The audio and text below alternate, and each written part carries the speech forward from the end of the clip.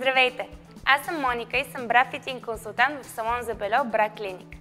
Като една модерна жена винаги отделяш време за себе си, да се чувстваш и изглеждаш страхотно.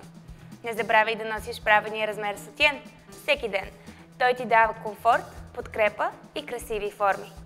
Важно е обаче да се грижим не само за красотата, но и за здравето на нашите гърди. Затова не забравяй сама редовно да проверяваш момичетата. Това се прави на третия или четвъртия ден след цикъл и спокойно можеш да го направиш сутрин преди да си сложиш сутиена. Бра Клиник започва благотворителна кампания за едно докосване, което може да ти донесе живот. Не знаеш как сама да проверяваш гърдите си? Нека ти покажа с помощта на моя чаровен асистент. Здравей, Пепи! Всичко, което трябва да направиш е да се увериш, че се чувстваш и изглеждаш нормално. И няма нито болка, нито неудобство, когато докосваш гърдите.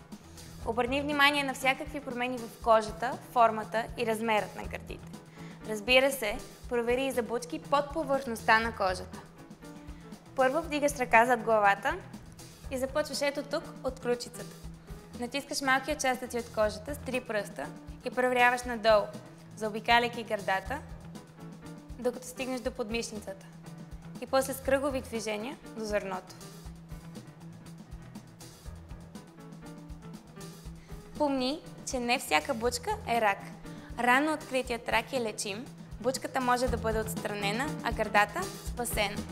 Проверявай се сама всеки месец и веднъж годишно при твоя доктор. Докосвам, убеждавам.